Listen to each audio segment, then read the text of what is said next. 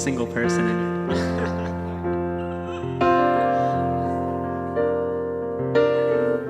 I'm going to sing us a little song to get us warmed up.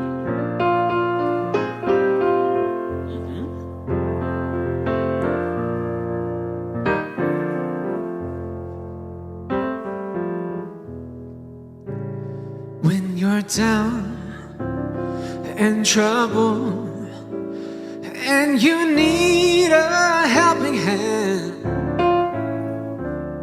and nothing, oh, nothing is going right,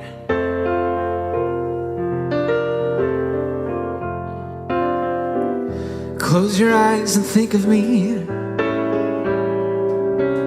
and soon I will be there to brighten up even your darkest night.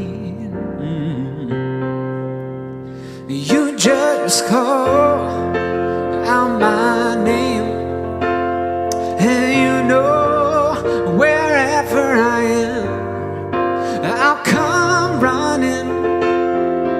come running just to see you again.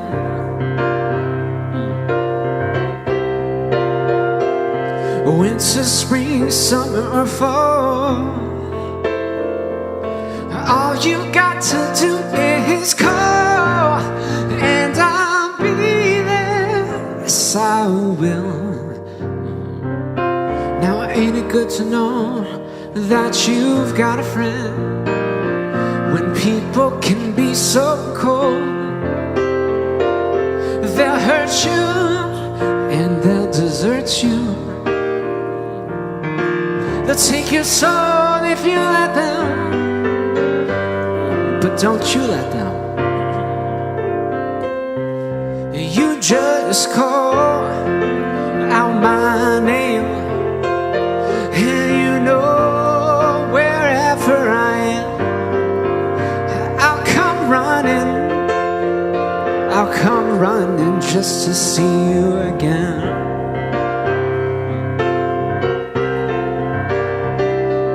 Winter, spring, summer, or fall,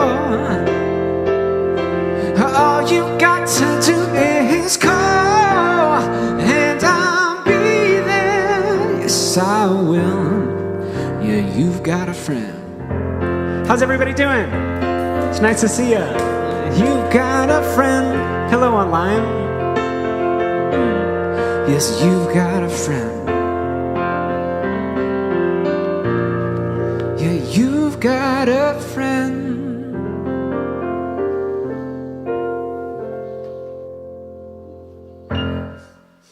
All right. Nice. Jason Goldstein. Hello. Fresh from Barcelona. See you. Yeah. Estoy aquí. So welcome back. Great to have you with us. Great to have you with us online as well. So come with me this morning to church. The church within our hearts, where the bells are always ringing, and the preacher whose name is love shall intercede for us. That's the thought from Emily Dickinson. I didn't write that. Obviously, maybe to some. So welcome all. My name is Reverend Dr. Michael McMorrow. I'm the senior minister here at the Center for Spiritual Living in Granada Hills. We're located in the North San Fernando Valley. We welcome all who practice their beliefs in faith and love. We're joined today by the musical inspiration of Mr. Jason Goldstein.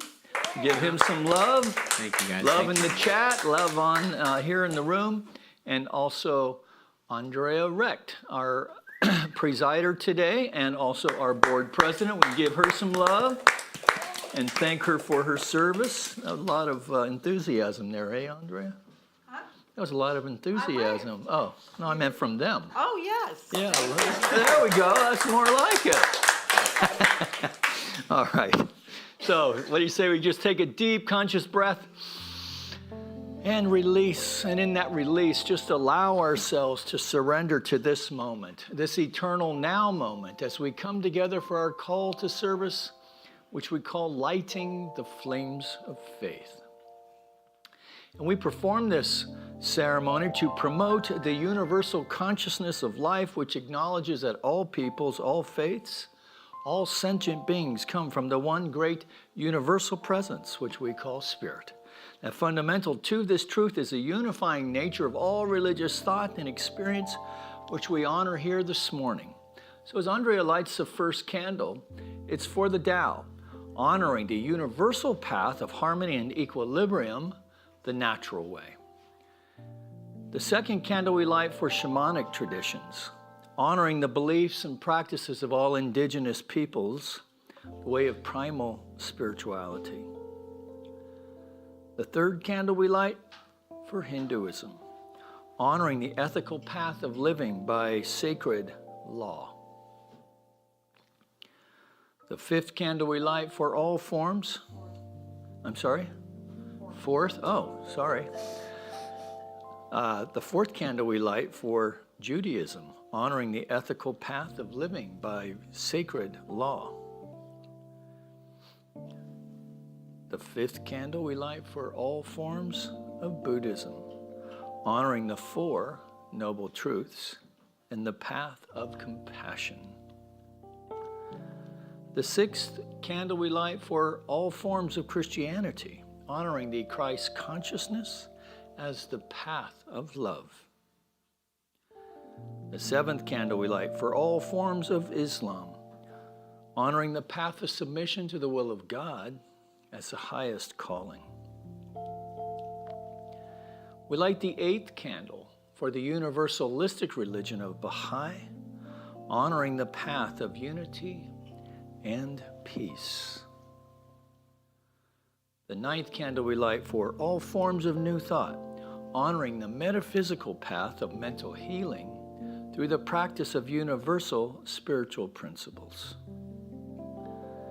The 10th candle we light for all those who are as yet unaware of the power and presence of Spirit in their lives, and for the space we hold for them here in our sanctuary, within our online community, and of course within our own hearts. And as Andrea lights the healing candle, please put silently into the light the names of anyone you wish to have experienced the healing flame of God's eternal love.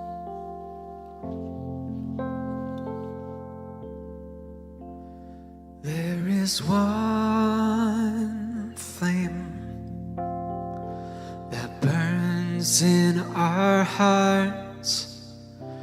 There is one light that shines through our love. We light this flame with faith. We light this flame with faith. We find this light within our own souls. There is one flame, one light within.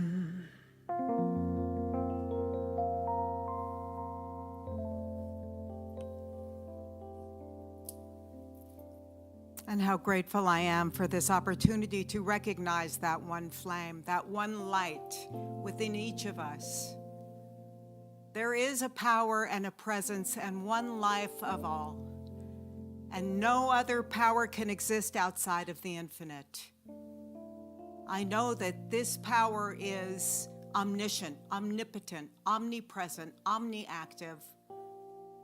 It is the very essence of my being. It is the life force that flows through my veins, and I know this same truth for each of us here. And it is in this consciousness of oneness, from this place of unification,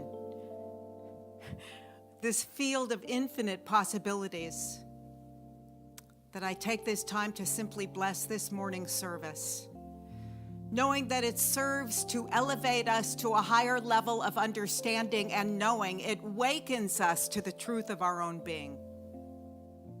I bless Reverend Mike as he allows the word of infinite intelligence to flow through him and speak as him, knowing that we leave here different than we were when we got here. And this is a good thing, as Reverend Mike says. So I know it is so. I know it is done. I simply release this word knowing it is thus. And in agreement, we simply say together, and so it is. Amen.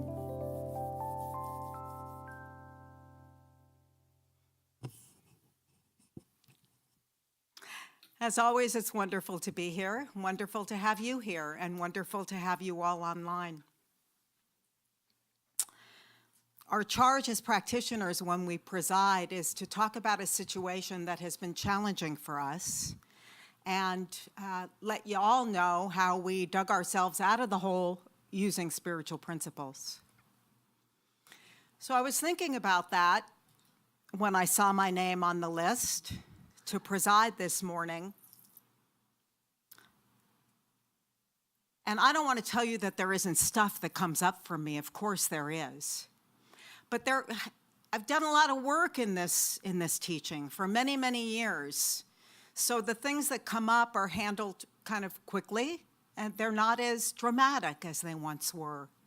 But what kept coming back to me this week was something that Reverend Nancy talked about last week. So I'm kind of cheating a little bit here by piggybacking on you, Reverend Nancy, when she talked about essentially attitude and the creative process, which Reverend Mike is going to talk a lot about during his talk, that we think things into being, essentially. And she shared about her experience at her family reunion and how this year it was very different for her because her expectations were different. Her thinking about it was different. And I found that to be true for me returning to work this past week. I work for LA Unified, and I've come off of 9 weeks of summer vacation and went back full-time on Monday. And my attitude towards going back was one of excitement. It wasn't, oh, God, summer's over, I have to go back to work. It was like, oh, what is this year going to bring? How can I work more effectively? How can I bring a lot of positivity into what I do? And by golly, guess what? It was a great week. I worked harder than I probably worked all of last year in 1 week. I mean, I was there at 7:15 in the morning. I stayed till like 3:30 in the afternoon, which is unheard of for me because I like to cut corners and I like to do it as easy as I can and get away with as much as possible. But I found that my attitude, I mean, it's true, I do. So, Ernest Holmes says, and then I want to talk about something related, but different in a way. So Ernest Holmes says on page 53 of the Science of Mind textbook that we should learn to control our thought processes and bring them into line with reality with a capital R.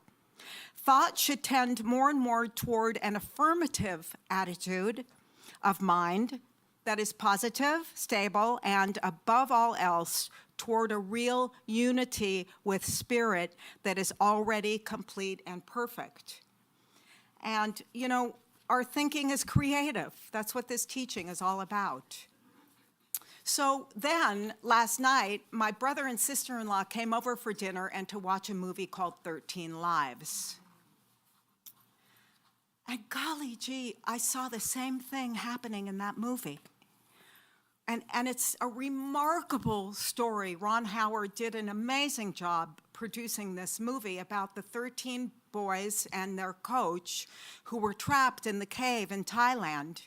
And I think it was 2018. And, they were in that cave for 8 days before anyone even found them. And the ordeal in just reaching them was like a 6-hour, 7-hour underwater scuba journey through tight curves and tunnels and twists and turns just to find them. And then, how the heck are we going to get them out of here? I mean, one of the divers, Navy SEAL diver, couldn't handle the intensity. And he was a trained Navy SEAL scuba diver, and he couldn't handle the intensity, and he lost his life. He passed away just trying to get, I can't remember if he was going to the kids or returning to report that they had found them. So they knew these kids, untrained in scuba diving, 12, 11, 13-year-old boys, and they came up with an idea that was amazing, this idea that they had on how they were, and I'm not going to tell you all in case you haven't seen it. But the idea was unthinkable, but they believed that it could work. And y'all know that all 13 kids were brought out safely, but I'm not going to tell you how. You have to watch it. It's amazing, honestly. And it's another demonstration of how it's not just positive thinking. I mean, it is, it is that. It's a positive attitude and knowing that infinite possibilities are the reality. The infinite is at charge here, right? In charge. And anything and everything is possible when you put the fire of belief behind it, right? So if you want to experience the grace of God, this is Goldsmith, it is necessary to align with God and receive the grace of God as it is now flowing, always has, and always will. One other thing, and I may be going over, where's the light, the flashing red light? Am I supposed to see it somewhere? Oh, there it is, okay. So let me just end with this. There's, so Thailand is steeped in prayer and worship, right? So there's one scene in the movie where the coach, the kids, the 12 little kids, little kids, and you wonder how they kept their sanity. And in the chamber of the cave where they were, oxygen's, limited, unlimited, we know, but the perception is that it's limited. So the coach, you see how the coach works with the kids, and he sits them in meditation, and he says to them, fear is an activity of the mind. Control your mind, and the fear will disappear. And so you see these little kids sitting cross-legged in meditation, and they just held it together and survived this amazing ordeal. Watch the movie. Thank you for listening. I'm sure I went over. I apologize. Wow. Well, that sounds great.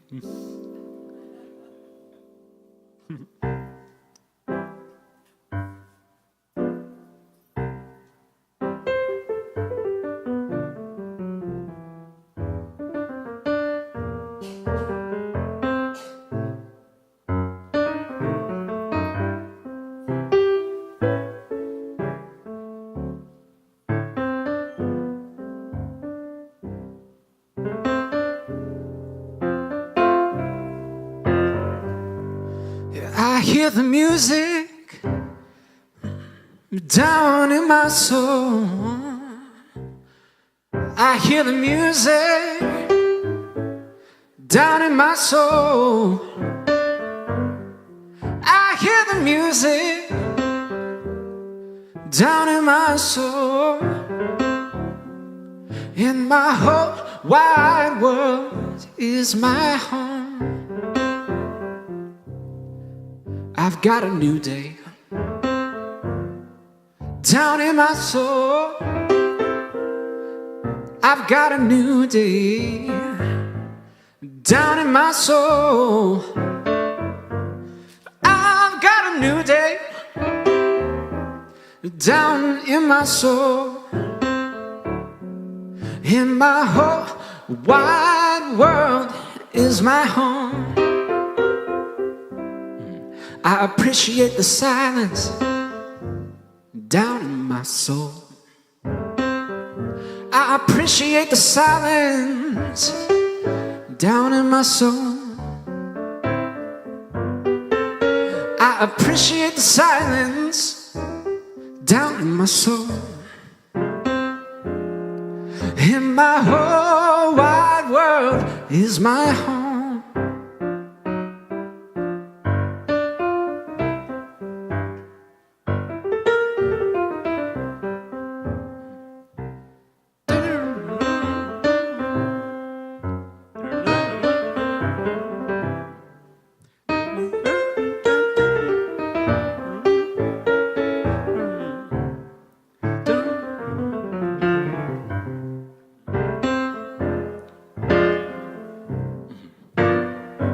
I feel the power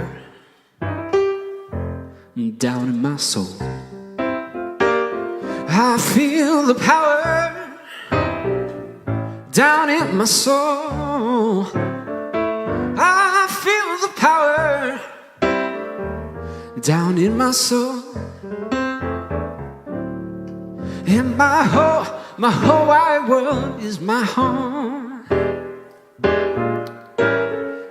Yes, my whole wide world is my home. Yes, my whole wide world is my home. Yes, my whole wide world is my home. Thank you, guys. I appreciate Jason down in my soul. Thank you, Jason. I love how you can do the blues and the jazz and the pop and all of it. You're just the complete package. We're so lucky to have you. Thank you. I appreciate that. Thank you, guys. So we have a wonderful minister practitioner on vigil. Reverend Nicole is holding vigil for us today, knowing perfect unfoldment for the service. And she will be more than happy to pray with you after service up in the treatment room if you so desire something that you're working through or something that you want to anchor more firmly in your consciousness. She'll help you with that. If you would like other prayer support, you can find a practitioner online at CSLGH.org. Our Zoom fellowship meeting today is at 11:45, facilitated by Judy Dunkley, and our animal kinship group with Reverend Kathy is today at 1 o'clock online. Bereavement support group is next Sunday at 1 o'clock. And then we have a workshop coming up on September 11th at 1 o'clock after service with Greg Lavoie. It's all about the stories we tell ourselves. And I don't know about you all, but I've told myself some doozies about myself.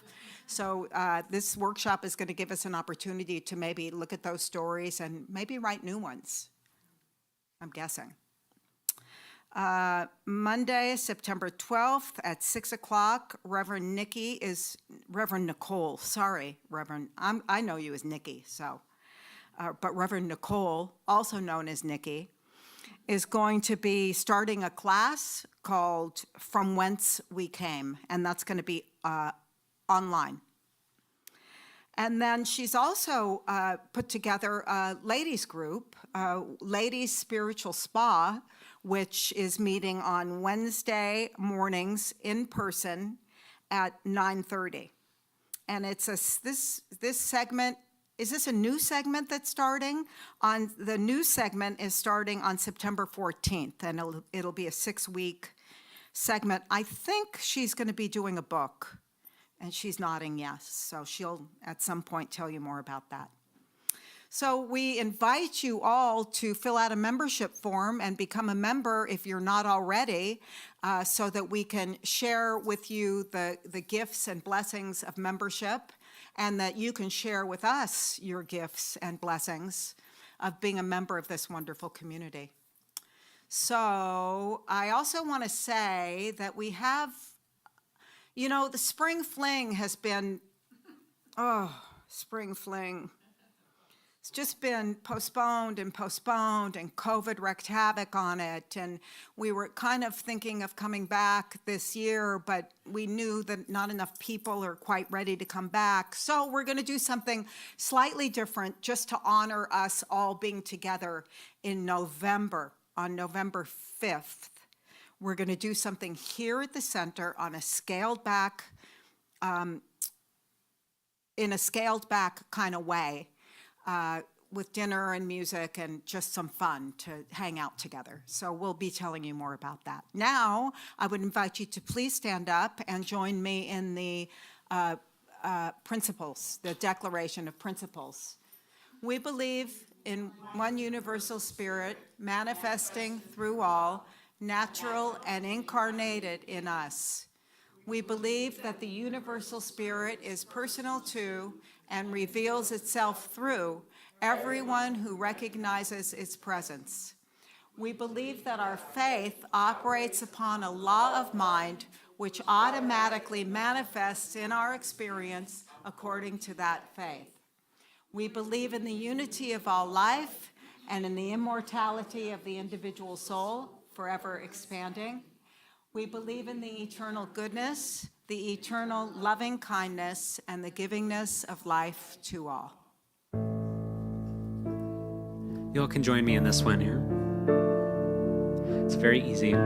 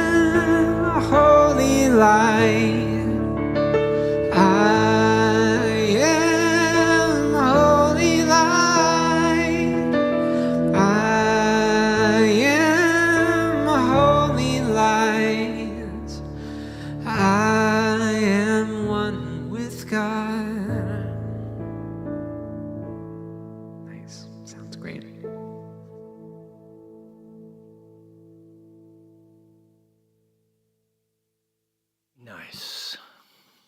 Am I on there? Yeah? Okay. I don't want you to miss anything. So I just want to say CSL Ventura is in the house today. Nice to have you with us. And we have a Course in Miracles here, and so Nicole Witt is with us today.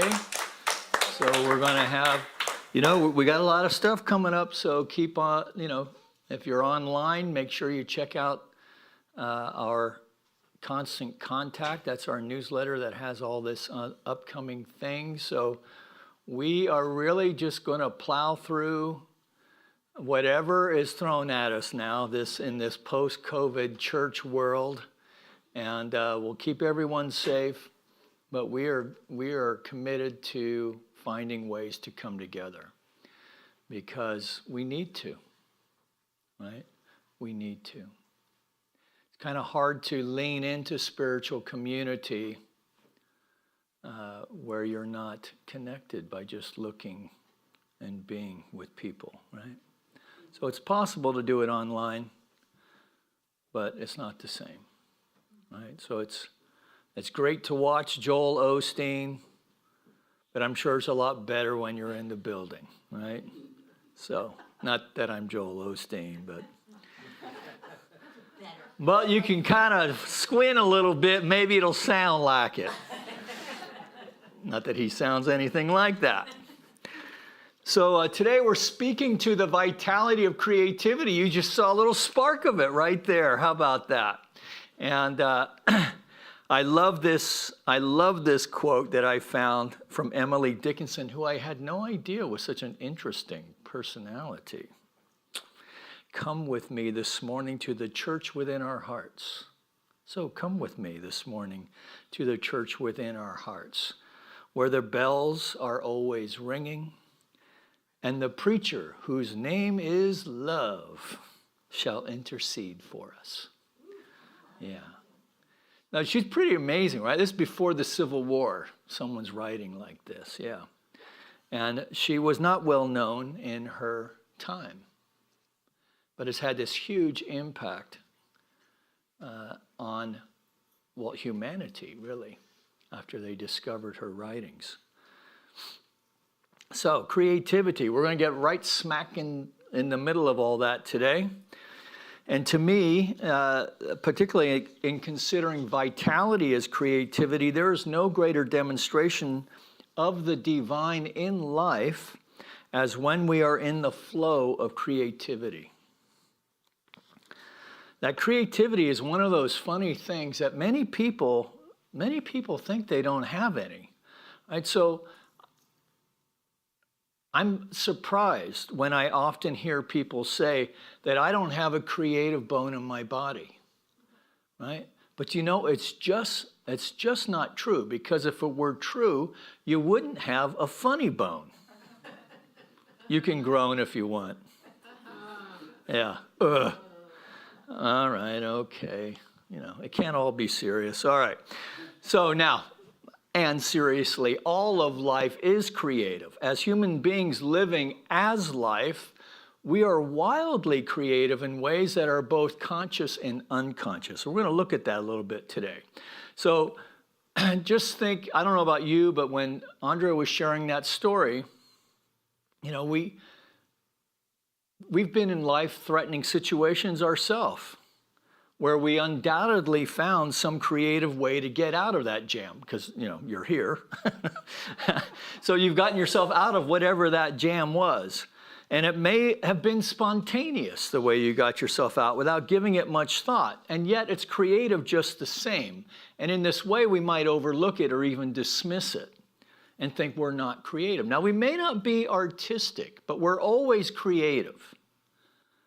Right? And in this case, it's creativity on autopilot, right? So perhaps it's even a co-creative response with both the conscious aspects of being and the unconscious, right? So as when we find ourselves in a potentially perilous situation physically, whether we're in our car or even on a stepladder in the kitchen, reaching little too far instead of, you know, moving the ladder. No one's ever done that but me.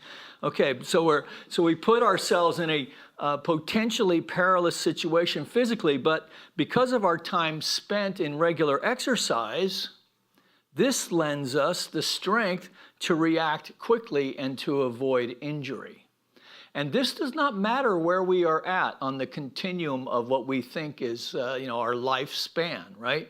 So it's not necessary that we maintain a fitness level as when we are 18, 20, or even 30, right? Most of us are not going to be skiing slalom anytime soon, most of us. Brett might be, but not the rest of us, right? But what is necessary is that we continue to prepare our body so that we can live a life of longevity and flexibility and strength. Right? So that we can intuitively deal with situations that may present themselves. So in this way, we are co-creating, we're cultivating a sense of creativity for that which has yet to be. Now, this is true mentally as well. So one of my favorite quotes, for those of you who know me, one of my favorite Holmes quotes is that a trained mind is far more powerful than an untrained mind. And so knowing this, you know, we know this, Knowing this, we make a commitment to staying curious, to learning new things, to taking classes, engaging in life, maybe taking music lessons, right? Or dance lessons, or maybe even learn to play bridge. At least I've heard that that's something good to do. Or to create TikTok videos. You could do that too. Anything to stretch us and keep us working our edge and keeping us sharp, and by extension, prepping us to engage with the divine creative impulse of life. The divine creative impulse of life. Now, why is this important? Well, I think to experience vitality in our life, we must engage in practices that prepare us to engage with those opportunities for spontaneity. Spontaneity. For spontaneity is an aspect of creativity. In fact, Holmes even talks to spontaneity being the creative impulse showing up, right? And that these situations present themselves to us daily, right? If we're paying attention, that spontaneity is an aspect of creativity. Or we can just live the alternative, right? We can just live that same old, day after day, week after week, month after month, and before you know it, 2 years of COVID's gone by, right? So you can just live that same day. Wasn't that the challenge, really, right? During the lockdown stuff, was how to stay engaged while this whole weird global thing was going on. So to live the same day over and over again. So how boring is that, right? How boring is that? It'd be like being stuck in an era of being in a Soviet-era fashion show, right? You have two choices, comrade, gray or greya, right? So it'd be like beach wear or evening wear. Yes. Or as I thought that was a lot funnier than you guys did, but there you go, all right. So you may remember that from the old Wendy's hamburger thing. The first time I saw that, I about fell out of my chair. So as Coco Chanel once said, in a world so full of color, why is there so much beige? Right? It's a great question to ask. And as students of consciousness and lovers of the divine, we know intuitively that creativity is the playground of the Spirit. We also know that we must cultivate the soil of our receptivity to have an experience of these various aspects of divinity, of which creativity is one. And maybe even perhaps creativity even more so. Let's cultivate a sense of receptivity to creativity. Now, in this teaching called The Science of Mind and Spirit, we acknowledge the mechanism through which the Spirit works. We call it the creative process. The divine flow of thought activating divine substance to demonstrate itself at the level of spirit, right? The Spirit thinks about the thing that whatever it's thinking about and creates it. It creates it out of its own being, right? That which is infinite, right? Bound only by the thought that it's thinking, which is also infinite. That's a pretty wild notion, right? And at the same time, we reflect that. All of life, if you think about it, reflects that, right? From the very first moment of the Big Bang, right? The singularity and then the Big Bang exploding into all that is, until finally that stardust coalescing itself over 13.6 billion years to create you, right? A being that not only thinks, but thinks about thinking. It's a pretty miraculous thing.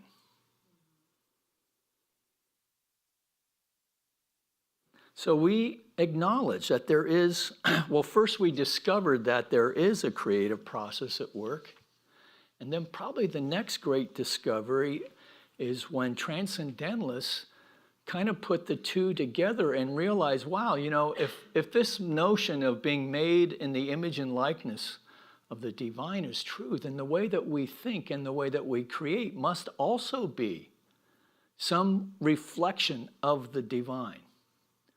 Right? So, and this was not a new idea. So there were medieval Christian philosophers who went looking for these notions of seeing the divine in nature, for instance. You and I and all of creation, a reflection of this same creative process. Now, it may look like, at the level of spirit, it may look like something made out of nothing.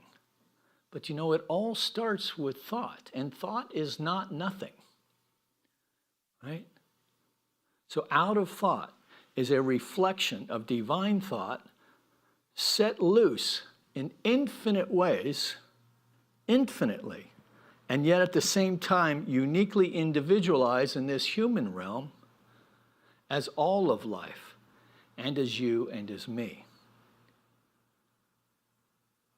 So, humans, at the human level, humans playing with creativity, this can sometimes look like capturing lightning in a bottle. There's something about the creative process that when you're in the zone, right, you feel it. There's a resonance to it, like even an alignment or even an opening to the universe that you actually have a spiritual experience. And it may be something as simple as singing in the shower and striking the perfect note, right? That in its perfection, just like, wow, that was good, right? Or a moment in a sunset, or perhaps a moment like Greg and Claudia had on Thursday when they welcomed young Gregory into the world, right? So watching my son being born, which was both, oh my God, and exhilarating, right? An energetic exhilaration, right? Or driving down the freeway and having an experience of the oneness of all life in this moment, where all of life comes together, no longer as a fractured, say, puzzle, right, with the pieces scattered, but rather an intuitive gathering, where the picture becomes clear and we see one thing. We see with eyes that see beyond this human realm and have an experience of the divine in that moment. And it does feel like capturing lightning in a bottle. But often creativity is just life expressing. If we don't pay attention, we miss it, right? So every time we solve a problem, any problem, from algebra to navigating Google Maps, to finding a way to express ourselves effectively when we're angry and emotionally flooding, from the seemingly mundane to the most esoteric musings of the human mind, all are creativity in action. And all are opportunities for the divine to have an experience of itself through life, through your life. Life set free to express itself as you and me.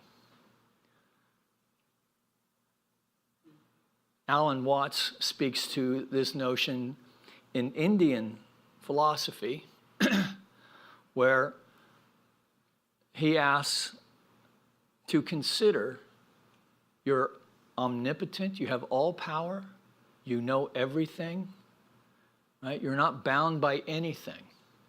You know what happened yesterday, you know what's going to happen in the future. And he says, from the Indian perspective, the subcontinent India, how boring that would be. How boring to be the creator. There's no surprises. Right? And so the creator put an essence of itself in all in all of life, and in particular within human beings, so that it could more and set completely free, making their own choices and decisions, so that the spirit might have an experience of itself by means of its creation. That's a deep thought, man. And for those of us in the West, we have to unhitch a lot of stuff from that for that to fit. But I love the idea, because he ends this notion with the idea that all of life then, you and me and everything else, is just the supreme playing peekaboo with itself, right? That we are all going around looking for ways to have an experience of the divine, right? And when that happens, we feel a resonance, because it's the indwelling spirit attuning itself to the divine Om, if you will. Now, the thing about creativity, it turns out that at a scientific level, it's an essential component for strong mental health as well. So Brene Brown is a researcher, very popular these days, that she says this, that creativity is essential to wholehearted living, acting as an outlet for emotional expression and for innovation. Now, she's going around at a corporate level sharing this kind of stuff, trying to help corporations and businesses to create safe spaces where people can speak their truth safely, without fear of being fired, ridiculed, bullied, whatever, right? Because this is one of the aspects of creativity. In order for us to really capture that lightning in a bottle so that we can innovate, right? There has to be this free expression that's free of judgment and ridicule.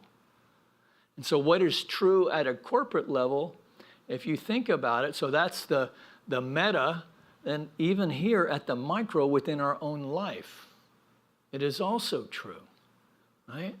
That we have to step away from that self-recrimination within our own thought. Unhitch the judgment within our relationships, to create a safe space within our relationships so that, spouses can speak freely and safely with each other. Within our businesses, right? So within, that if you don't have that sense of trust and setting the stage for innovation, right? You're not going to close the sale, right? Just extend that out all the ways that creativity affects life. So it's essential to wholeheartedness,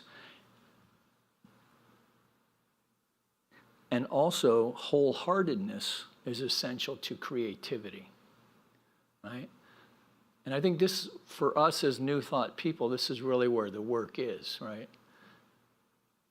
To be willing to do the work to become more emotionally balanced, right? Because when we are spiritually balanced, we are emotionally balanced.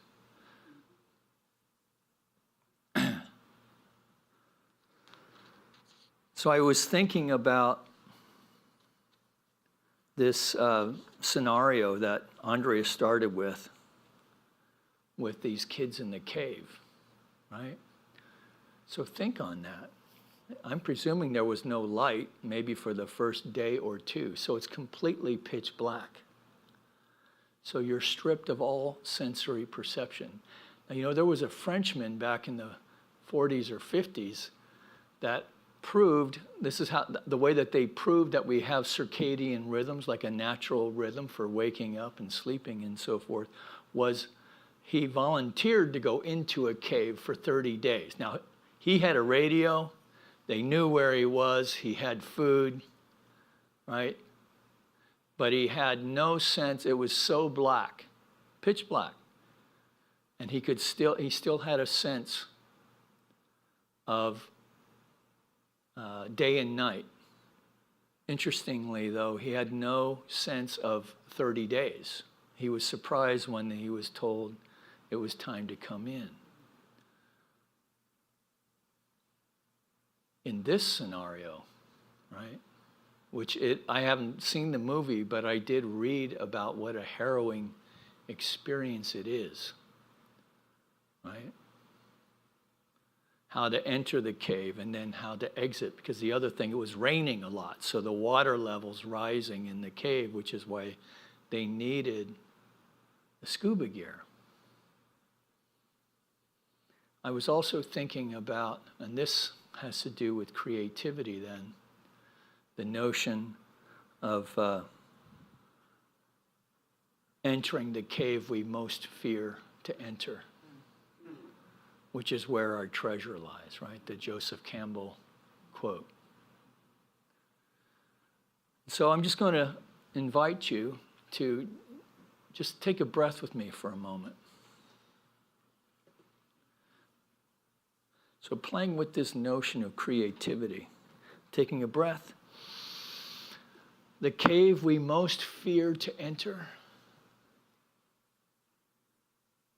the cave within our own thinking, within our own consciousness. There is no rising water, right?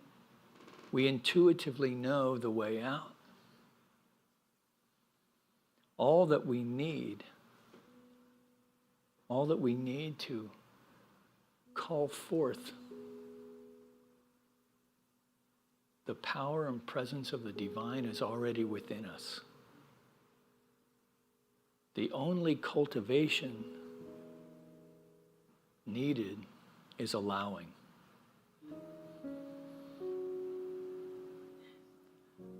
To be comfortable with uncertainty.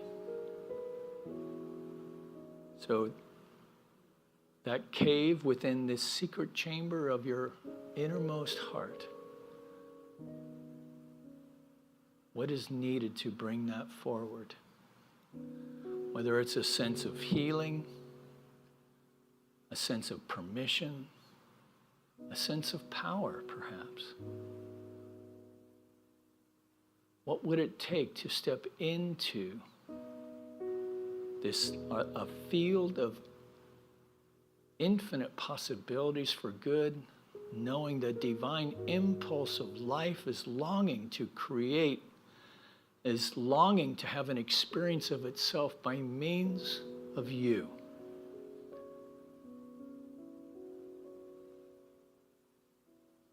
Take this contemplation into your day. See what you can glean from it. Allow yourself to see the divine influx of life expressing through all you meet and experience today. And then come back next week and check in with each other.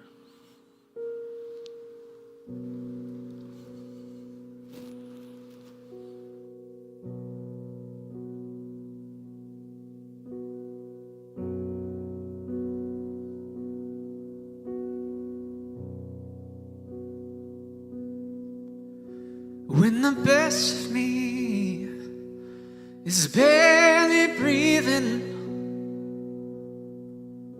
when I'm not somebody I believe in,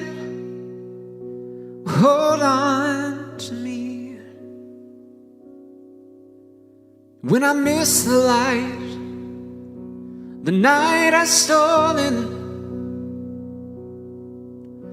when I'm slamming off the doors you've opened. Well, hold on to me.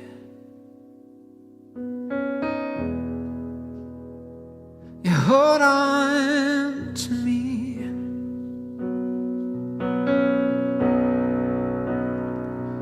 Hold on to me when it's too dark to see you. When I am sure I have reached the end, hold on to me when I forget I need you. When I let go, just hold me again. When I don't feel like I'm worth defending, when I'm tired of all my pretending, hold on to me. When I start to break in my desperation underneath the weight of expectation, hold on to me.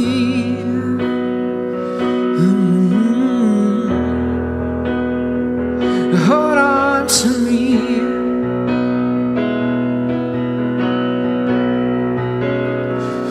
Hold on to me when it's too dark to see you.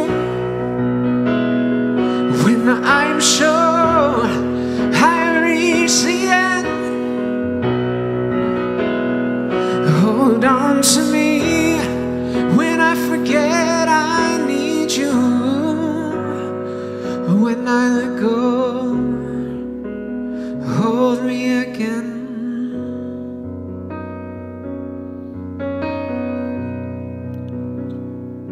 So in this moment, we experience the oneness of life as our life. That we feel ourselves in the warm embrace of the living Spirit. That we call forth that within us that is longing to be brought forth, longing to emerge, longing to be healed. That we know that in this conscious union with the One, we now release ourselves into the light of the living Spirit, expressing itself as an explosion of creativity as our life. That we courageously, boldly, energetically step into this new divine creative expression of our life as the life of God. That we feel a sense of power in this moment. That we feel a heart opening large enough to accept anything needed from ourselves to allow this vision of life to easily and effortlessly make itself known and to demonstrate as our life. That in this sense of conscious connection with the One, we feel a deep confidence, deeply gratitude, deeply grateful as we release all of it now to its divine unfoldment, knowing it is done. I could rest here in your arms forever, 'cause I know nobody loves me better. Well, hold on to me.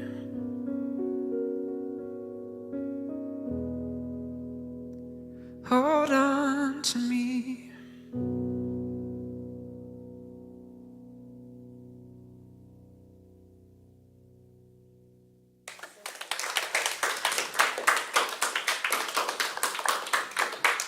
Jason Goldstein, everyone, nicely done. Thank you. Thank you. That'll open you up. All right, let's bring the basket on up. So for the many ways in which your generosity makes its way to the center, just know that we are deeply grateful that they make their way either in the 9 o'clock or the 10:30 service. They make their way into the offering basket. So just know that we are aware and deeply grateful for your contribution. For those of you prepared to give a gift here in person this morning, we'll do a couple verses of our offering chant to give you time to get up here. Spirit gives through me, Spirit receives through me, Spirit lives and breathes through me, Spirit lives and breathes through me, Spirit gives through you, Spirit receives through you, Spirit lives and breathes through you, Spirit lives and breathes through you, Spirit gives through us, Spirit receives through us, Spirit lives and breathes through us, Spirit lives and breathes through us.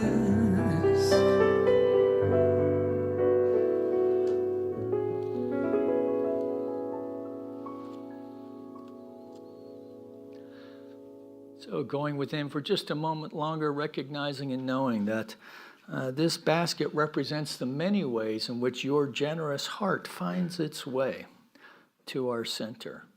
It also represents the heart of this community as we now accept these gifts with deep love and respect, as we know together they go forth to heal, to prosper, and to bless not only this center, but anyone connected to it. And from this place of overflow gratitude that we send a blessing now out to our community of Granada Hills, our city of Los Angeles, our United States of America, all of its churches, temples, mosques, schools, universities, the people who attend them, the people who support them, that we know for our planet as well, that all of it is an emanation, a demonstration of the mind of the divine expressing. And to the extent that we know this to be so, we see it demonstrating in ways great and small. This lifts our hearts. We feel a sense of power and grace that propel us into ways of spiritual living that raise not only our own lives, but the lives of others as well. And that's a good thing. And together, let's know this by saying, and so it is, amen. So we do have a lot of things going on with, just make sure you watch, keep an eye on the constant contact, for the next 3 or 4 weeks, see what's coming up. I don't want you to miss an opportunity to check out the many things that we have going on here. And so we have, classes and a work. We haven't done a workshop here probably in 3 years. Greg Lavoie is amazing. He wrote the book Callings, among other things. So look him up. He's a professor of journalism, among other things. So check him out. And he's a very inspiring speaker as well. So let's give some more love up to Mr. Jason Goldstein. Thank you. Don't forget the chat. And let's give some love up for our prez, too. Nicely done today. Just a reminder that Reverend Nicole is available for prayer after service if you'd like. Please join me once again as we turn within in recognition of the one power and the one presence that is expressing in, through, and as all creation. It is expressing as our life. So I claim and accept and declare that we leave here today curious about this idea of creativity. We leave here today engaged in life and eager to learn, embracing spontaneity as the divine creative spark, embracing creativity as the playground of the Spirit. open and receptive to the divine, having an experience as us, having an experience as our life. We embrace this. We embrace this as we move through this week, knowing that it all unfolds with ease and grace because we are held. We are held in love, in the divine, in this absolute state of perfect grace. And for this, I remain thankful and grateful as I lovingly release this prayer, this word to the law. And the law says yes. So I know it is done. I know it is so. And in agreement, we simply say together, and so it is. Amen. Please join me in singing the peace song. And for new people, we stand up and get in a circle.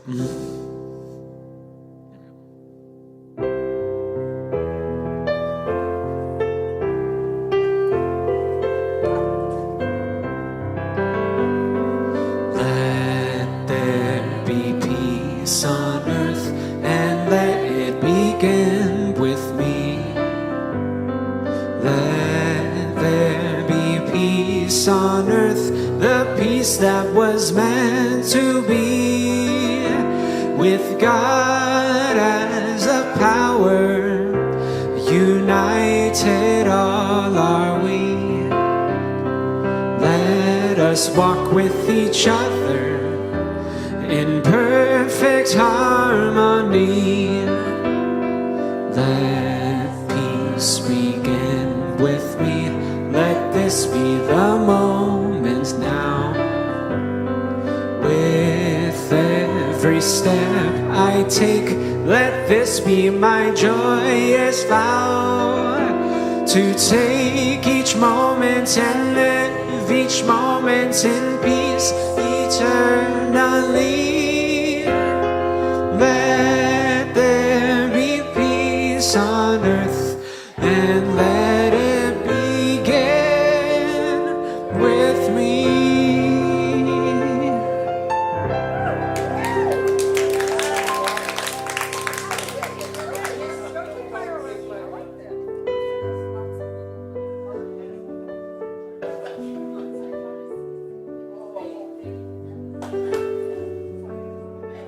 Thank you.